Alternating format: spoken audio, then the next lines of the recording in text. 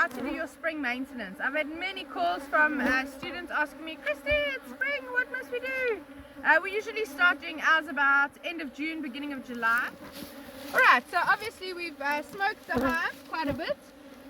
We've been through quite a few hives already, so the bees are quite busy around us.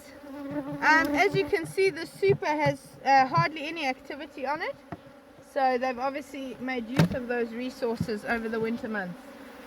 Right, morning girls.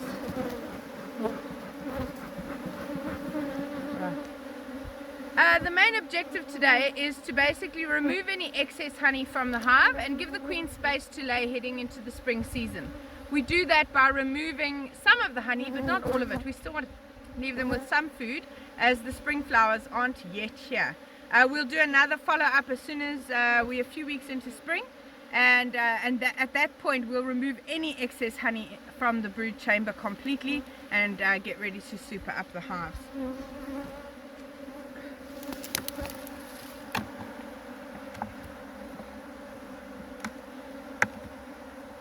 Right, you can see these girls have properlized this very nicely.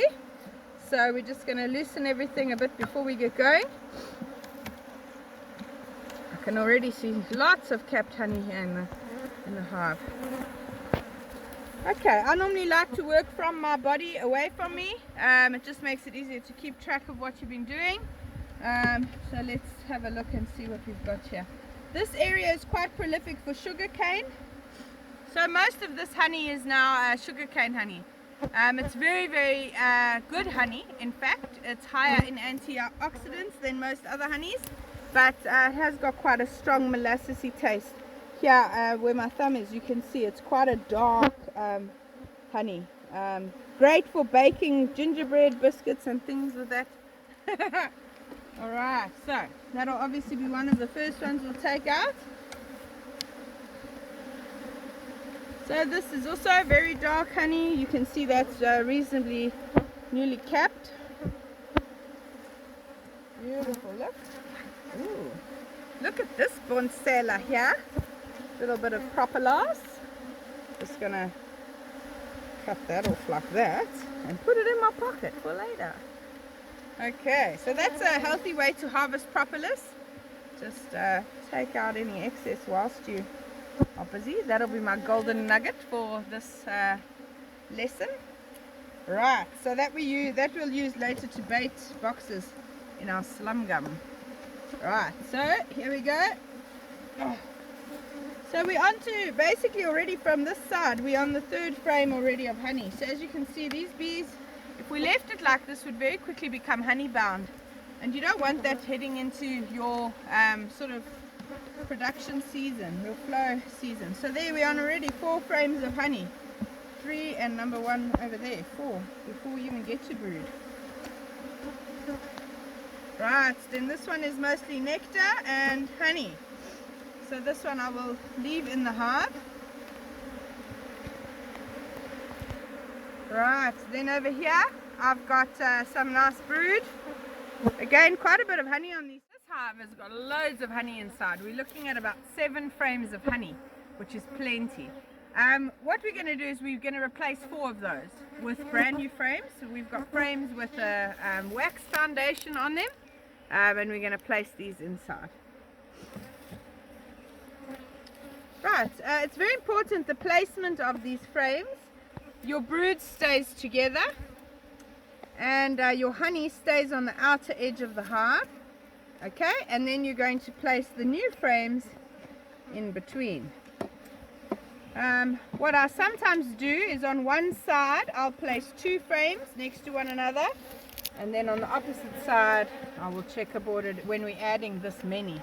On many of the hives at this time of the year, if they've had a good source of food throughout the winter and possibly been able to do feed off of blue gums just before we head into our dearth period, sometimes we're lucky enough to find hives with up to 5 or 6 frames of brood still inside. Then you'll remove 2 frames of honey, leave 2 frames of honey, and the placement of your frames will be on positions 2 and position 9 of your new frames, right on the outer edge of the brood. Right, so that's them all done and dusted. We'll do another hive inspection on another hive just so you can see the difference. But yeah, now they're ready for spring.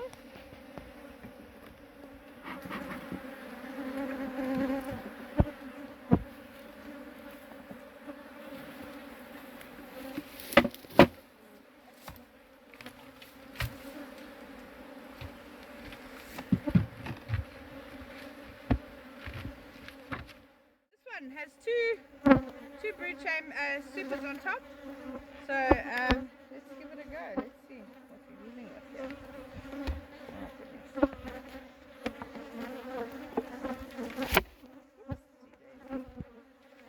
Okay, the top super seems pretty quiet, not much happening here.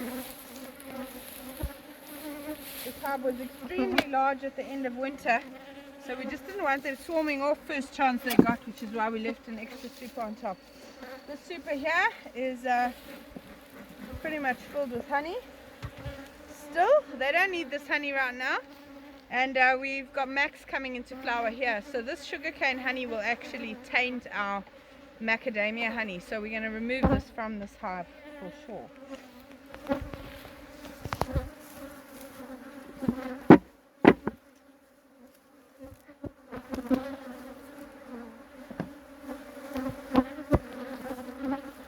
Notice how I knock them off into the lid so that they're not bees all over the floor. Then they're a lot easier to knock back into the hive when I'm done.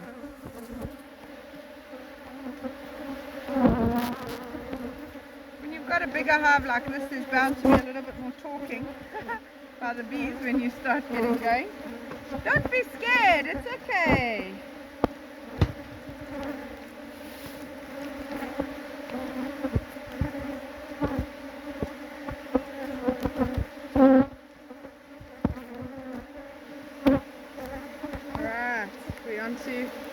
This is frame number 2. Already quite a bit of honey on that frame.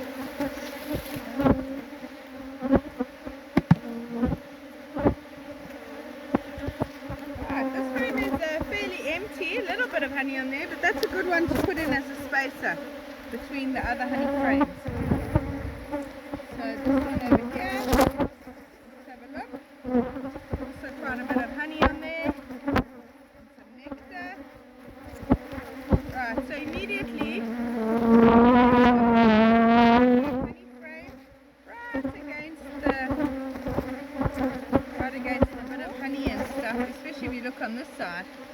That's perfect space for the queen to lay eggs if she gets desperate.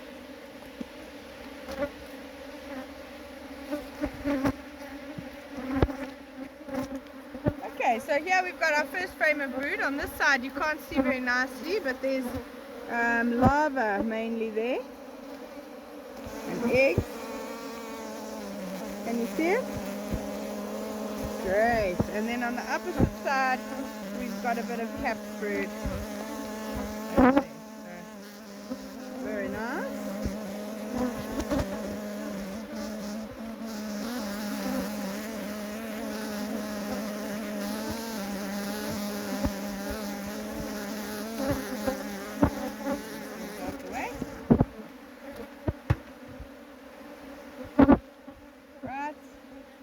Second frame with some brood. Both sides looking pretty good. There is a bit of drone brood over here, which I normally cut out. You can already see some hatched drones here. Beautiful little guys. This is right in the center of a brood frame, so I'm not going to cut this out. If it was near the outer edge, I would. But yeah, that's not worthwhile, I don't feel. Remember, we cut the brood out, the drone brood. Is it recording? Yeah. Oh. We cut the drone brood out because we're trying to reduce the amount of varroa in the hive.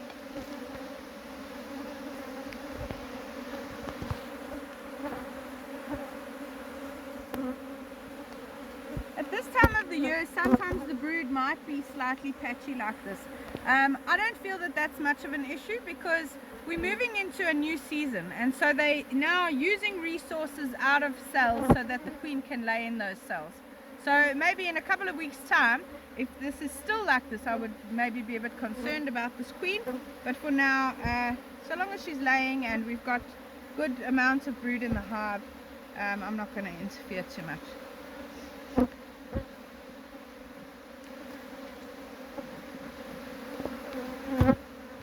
Right.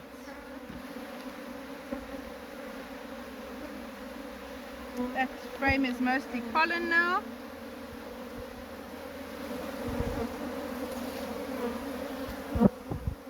Okay, and then we're back to honey again, to honey. So what we've got here effectively is 1, 2, 3, 4 frames with brood and larva. We've got a blankish frame, we've got a frame of pollen, and then we've got 1, 2, 3, 4 frames of honey. I'm going to remove 2 frames of honey, and I'm going to place new frames in those places. Let me show you how that's done. Okay, so what we're going to do now is remove 2 frames of honey. We're going to leave 2 behind, and then we're going to place a super. Place the new frames inside.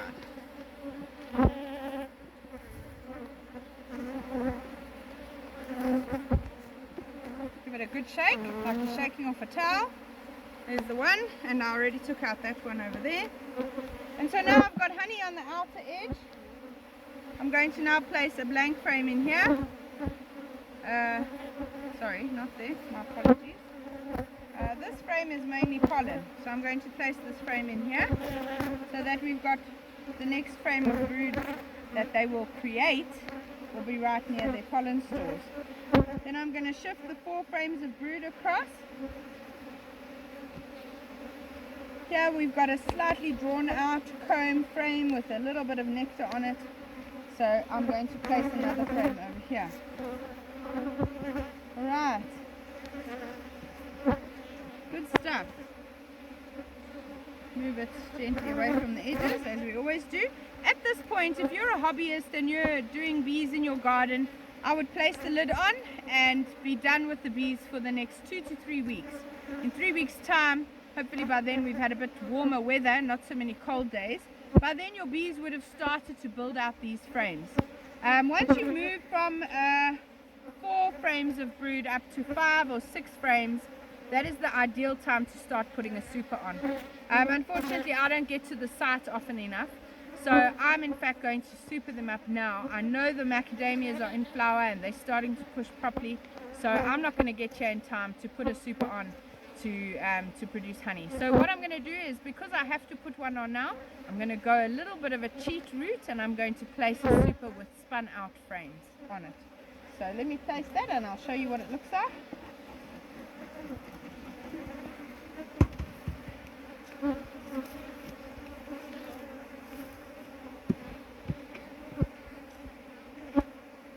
Right, so these frames in the super are from our last honey pool.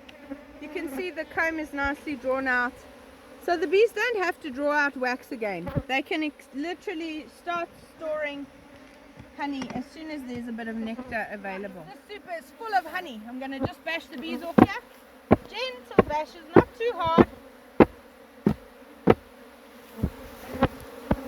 Nice and effective in removing the bees from there. And then these bees, I can literally tip them straight back into their hive, a little tap, and Bob's your